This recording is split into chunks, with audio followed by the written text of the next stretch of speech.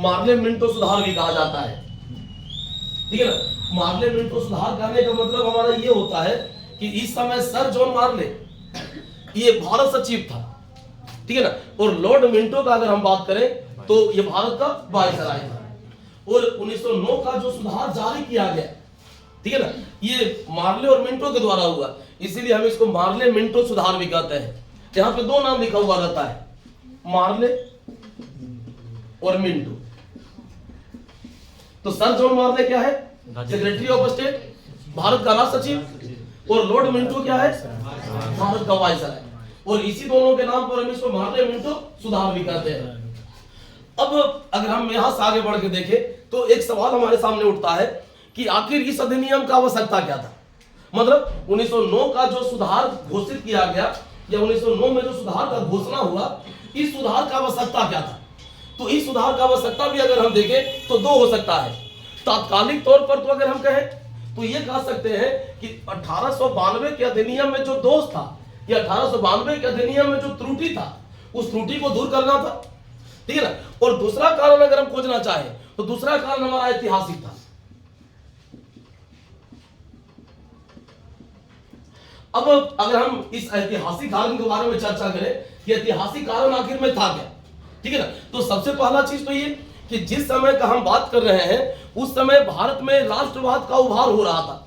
यही कह लीजिए कि राष्ट्रवाद एक तरह से भारतीयों में स्थापित हो चुका था, और जो भारत में जो उभरता हुआ राष्ट्रवाद था हमारा, इसी उभरते हुए राष्ट्रवाद को कमजोर करना था, ठीक है ना, ताकि अंग्रेज के विरुद्ध जो एक सशक्त भारतीय राष्ट्रीय मूवमेंट शुरू होने वाला है, ठीक है ना, उस मूवमेंट को हम शुरू होने से पहले ही रोक पाए, ठीक है ना। देखिए यहाँ पे अगर हम बात करें तो सबसे पहला तो हम ये बताएं कि अंग्रेजी ईस्ट इंडिया का कंपनी का जो गठन हुआ 1600 ईस्वी में हुआ, ठीक है ना, और इसके बाद ये भारत आता है। और भारत आने का इसका मेन उद्देश्य क्या था? तो व्यापार वाणिज्य करना और व्यापार में अधिक से अधिक लाभ कमाना, यही मेन उद्देश्य था, ठीक है ना। लेकिन भारत में जिस तरह का परिस्थिति निर्मित होता है, उस तरह के परिस्थिति में अगर हम कहें तो ये भारत का एक राजनीतिक शक्ति भी बन जाता है। कहने का मतलब ये कि भाई ये भारत पर शासन करना प्रारंभ कर देता है, ठीक है ना। तो भारत में इस तरह का जो परिस्थिति निर्मित हुआ, उसी परिस्थिति से प्रेरित होके ये सब किया गया। अब सबसे बड़ा चीज तो ये कि भाई अगर हम बात करें भारत में, तो अंग्रेजी सत्ता का भारत में जो सबसे पहले सामना होता है, मतलब व्यवस्थित तौर पर, हम ऐसा नहीं कह रहे कि अंग्रेज सबसे पहले कहां आया? कलकत्ता में, ठीक है ना। लेकिन जहां तक सवाल रह गया कि अगर राजनीतिक सत्ता अगर कहीं पे सबसे पहला बार अंग्रेज के द्वारा स्थापित हुआ तो वो क्या था? हमारा कलकत्ता, ठीक है ना। जैसे हम पहले भी बता चुके हैं कि 1757 प्लासी का युद्ध होता है, और इस प्लासी के युद्ध के बाद, ठीक है ना, जो बंगाल, बिहार और उड़ीसा है, एक तरह से कह लीजिए कि किसके अधीन आ जाता है? अंग्रेज के अधीन, ठीक है ना। और यही जो परिस्थिति बना हमारा, इसी परिस्थिति में भाई कहीं ना कहीं भारत में, ठीक है ना, एक पुनर्जागरण आंदोलन का आगमन होता है। और यही जो पुनर्जागरण आंदोलन है हमारा, ठीक है ना, ये पुनर्जागरण आंदोलन जो भारत में जो आया, ये कहीं ना कहीं भाई जो अंग्रेजी ईस्ट इंडिया कंपनी या जो अंग्रेज है हमारा, उसके सहयोग से आया। मतलब अंग्रेज जो भारत में आया तो उसी के तत्वावधान में अगर हम कहें कि भारत में सामाजिक और पुनर्जागरण आंदोलन का आगमन होता है। और इसी पुनर्जागरण आंदोलन के दौर में अगर हम देखें, ठीक है ना, तो हमारे यहाँ सामाजिक और धार्मिक सुधार आंदोलन,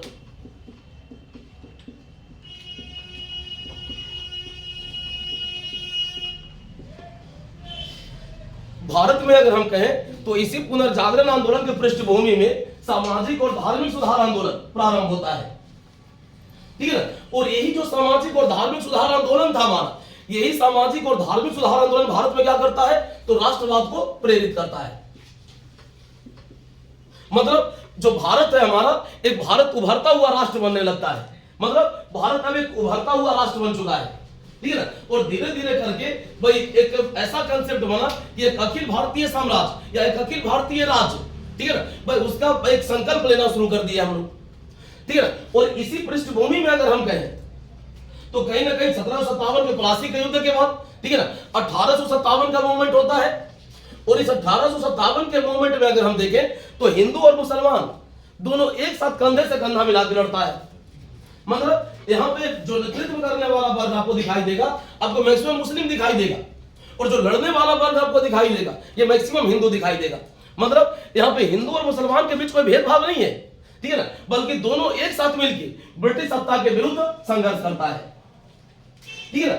और यहां से अंग्रेज को यह समझ में आया, ठीक है ना, कि जैसे देखिए होता क्या है कि 1857 का जो मूवमेंट हुआ हमारा, इस मूवमेंट में कहीं ना कहीं, ठीक है ना, जो सत्ता के शिखर पर बैठा हुआ लोग था ये मुसलमान था, ठीक है ना, और उसके साथ कहीं ना कहीं अंग्रेज का संघर्ष हुआ, ठीक है ना। तो इस मूवमेंट में भी अगर हम देखें तो अंग्रेज का जो पॉलिसी रहा वो हिंदू का सपोर्ट करने का और मुस्लिम का विरोध करने का, ठीक है ना। लेकिन इस मूवमेंट के बाद अगर हम बात करें 1885 भारतीय राष्ट्रीय कांग्रेस का स्थापना होता है, ठीक है ना। और भारतीय राष्ट्रीय कांग्रेस में अगर हम बात करें तो भारतीय राष्ट्रीय कांग्रेस में मैक्सिमम लोग जो शामिल था, ठीक है ना, वो किस कैटेगरी से आता था? हिंदू कैटेगरी से। मतलब इसमें मुस्लिम का अगर हम प्रतिनिधित्व देखें तो मुसलमान का प्रतिनिधित्व कम था, ठीक है ना। और इसी का बेनिफिट अगर कोई उठाता है तो वो कौन है? अंग्रेज, ठीक है ना। ऊपर से अगर हम बात करें तो भारत में पुनर्जागरण आंदोलन आता किस रूट से है? तो भाया बंगाल, ठीक है ना। तो कहीं ना कहीं राष्ट्रवादी चेतना सबसे पहले कहां विकसित होगा? बंगाल में, ठीक है ना। मतलब अगर हम बात करें 19वीं सदी के अंत का और 20वीं सदी के शुरुआत का, ठीक है ना, तो बंगाल जो था हमारा ये राष्ट्रवाद का केंद्र बन रहा था, ठीक है ना। और संभावना ये था कि भविष्य में अगर भारतीय राष्ट्रीय आंदोलन का उदय होता है हमारा, ठीक है ना, तो इस आंदोलन का नेतृत्व करेगा कौन? तो बंगाल करेगा, ठीक है ना। और इसी परिप्रेक्ष्य में अगर हम कहें तो कहीं ना कहीं बंगाल को विभाजित करने का एक षड्यंत्रकारी नीति अपनाया गया लॉर्ड कर्जन के द्वारा, ठीक है ना। अगर यहाँ फिर भी अगर हम बात करें तो जिस तरह से 1905 में लॉर्ड कर्जन के द्वारा बंगाल का विभाजन होता है, उस विभाजन के फलस्वरूप अगर हम देखें तो यहाँ पे स्वदेशी और बहिष्कार आंदोलन ये प्रारंभ हो जाता है, ठीक है ना। अब सबसे बड़ा चीज तो ये कि स्वदेशी और बहिष्कार आंदोलन को भी अगर हम देखें तो इसमें मैक्सिमम भागीदारी किसका? हिंदू का, ठीक है ना। और ऐसा नहीं करें कि मुस्लिम इसका विरोधी है, लेकिन मैक्सिमम जो भागीदारी था ये हिंदू का था, ठीक है ना। यहाँ पे एक चीज आपको और ध्यान रखना है कि हिंदू और मुस्लिम हम दोनों को अलग अलग समाज के तौर पर देखें, ठीक है ना, तो हिंदू वर्ग में जो पुनर्जागरण का शुरुआत होता है ये राजा राममोहन राय से होता है, और मुसलमान में अगर हम बात करें तो पुनर्जागरण का जो शुरुआत होता है ये सैयद अहमद खान से होता है, ठीक है ना। और यहीं से अगर हम बात करें और दोनों के बीच अगर हम देखें तो दोनों के बीच लगभग एक पीढ़ी का अंतराल दिखाई देगा आपको। मतलब स्पष्ट है कि कहीं ना कहीं अगर हिंदू में पुनर्जागरण पहले आया, ठीक है ना, तो आधुनिकता से हम पहले परिचित हुए, और अगर हम मुस्लिम समाज का बात करें, ठीक है ना, तो आधुनिकता से इसको परिचित होने में थोड़ा समय लगा, ठीक है। और यही इसी का बेनिफिट अगर किसी के द्वारा उठाया गया तो वो अंग्रेज था, ठीक है ना। यहाँ पे सबसे बड़ा चीज तो ये कि 1885 में जब भारतीय राष्ट्रीय कांग्रेस का गठन हो गया तो ब्रिटिश सरकार को यह समझ में आया कि जो हिंदू वर्ग है हमारा ये अपने अधिकारों के प्रति जागरूक हो चुका है, और ये जो वर्ग है हमारा ये कर क्या सकता है? तो भारत में एक अखिल भारतीय आंदोलन या भारतीय राष्ट्रीय जो आंदोलन है हमारा या जो स्वतंत्रता का जो आंदोलन है हमारा, इस आंदोलन का नेतृत्व कर सकता है, ठीक है ना। और इस आंदोलन को शुरू होने से अगर पहले हमको कुचल देना है तो हमको एक अलग नीति अपनाना पड़ेगा, ठीक है ना। और इसी परिप्रेक्ष्य में अगर हम देखें तो ब्रिटिश सरकार के इशारा पर, ठीक है ना, सन 1906 में मुस्लिम लीग का स्थापना होता है। मुस्लिम लीग का जो स्थापना हुआ था ये ऐसा नहीं कि भाई मुस्लिम ये चाहता था कि इसका स्थापना हो, बल्कि ये जो स्थापना हुआ था ना ये ब्रिटिश सरकार के इशारा पर हुआ था, ठीक है ना। और कहीं ना कहीं इसका जो स्थापना हुआ, इस स्थापना के पीछे जो सबसे बड़ा वजह है हमारा, ठीक है ना, ये अंग्रेज के फूट डालो राज करो की नीति को क्रियान्वित करना था, ठीक है। अगर हम बात करें तो अंग्रेजी सरकार के इशारा पर या ब्रिटिश सरकार के इशारा पर मुस्लिम लीग का स्थापना होता है, और उसी मुस्लिम लीग के द्वारा एक मांग करवाया जाता है भारत में मुसलमान के लिए पृथक निर्वाचक मंडल का।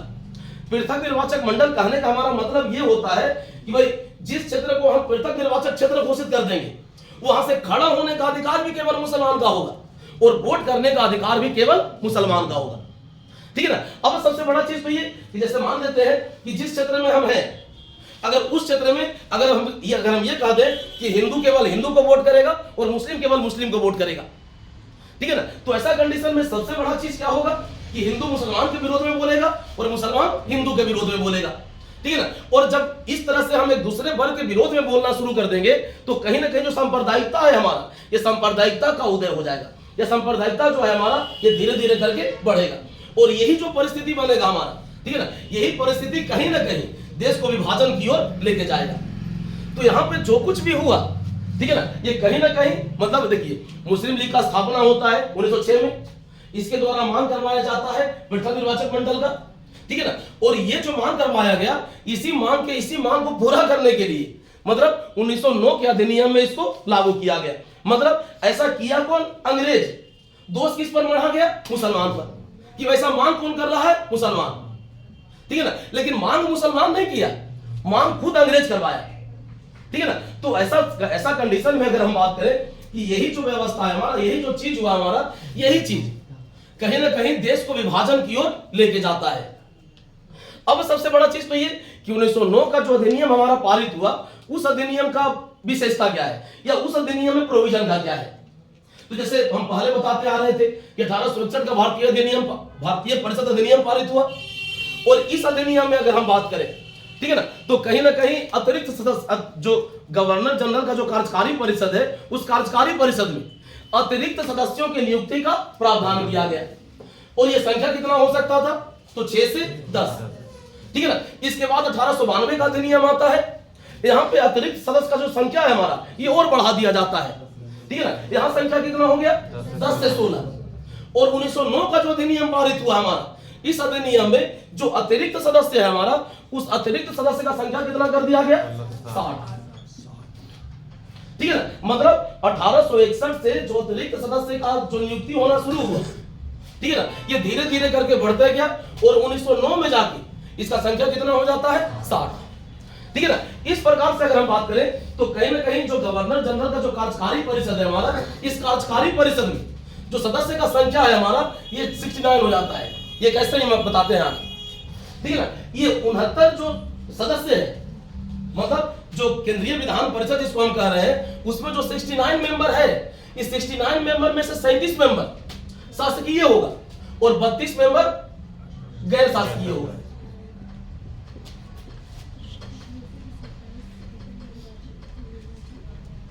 ठीक है ना। और इस 32 मेंबर में से 27 मेंबर निर्वाचित होगा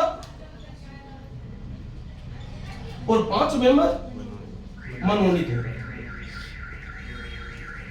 यही तय किया गया था। इसके अतिरिक्त अगर हम बात करें तो गवर्नर जनरल, इस अधिनियम के द्वारा अगर हम देखें तो गवर्नर जनरल के कार्यकारी परिषद में, ठीक है ना, किसी भारतीय को नियुक्त करने का पहला बार प्रावधान किया गया, ठीक है ना। और इस आधार पर अगर हम देखें तो सत्येंद्र प्रसन्न सिन्हा गवर्नर जनरल के कार्यकारी परिषद में नियुक्त होने वाले पहले व्यक्ति थे, ठीक है ना।